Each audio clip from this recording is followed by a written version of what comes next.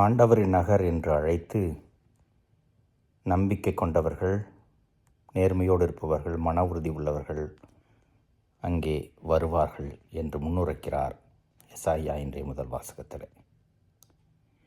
இயேசுதான் அந்த நகர்.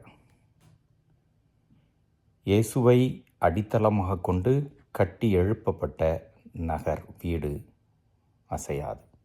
இயேசுதான் கடவுளுடைய வார்த்தை. வெறும் வார்த்தையிலே மட்டுமல்ல, நம்முடைய செயலிலும் வாழ்வு அமைய வேண்டும் என்பதை ஓமை மூலம் நற்செய்தியிலே இயேசு எடுத்துரைக்கிறார். பல பேர் வெறும் வார்த்தைகளிலே நம்முடைய மதத்தையோ வழிபாட்டு முறையையோ பின்பற்றி கொண்டே இருக்கிறோம். ஆனால் செயலும் வார்த்தையும் ஒருங்கிணையும் போதுதான் அங்கே பலன் இருக்கும். இல்லை என்றால் ஆண்டவரே ஆண்டவரே என்று சொல்பவர்களெல்லாம் விண்ணரசு சேரமாட்டார்கள் என்ற இயேசுவினுடைய வார்த்தை நமக்கு பொருந்திவிடும். நாம் எப்படி நம்முடைய வார்த்தையை, நம்முடைய வாழ்வை கடவுளுடைய வார்த்தையின் மீது அதை அடித்தளமாக கொண்டு கட்டி எழுப்பியிருக்கிறோமா? நம்முடைய சொல்லும் செயலும் இணைந்து போகிறதா? ஆய்வு செய்து பார்த்து கொள்வோம். இறைவன் என்னென்றும் வாழ்த்து பெறுவாராக.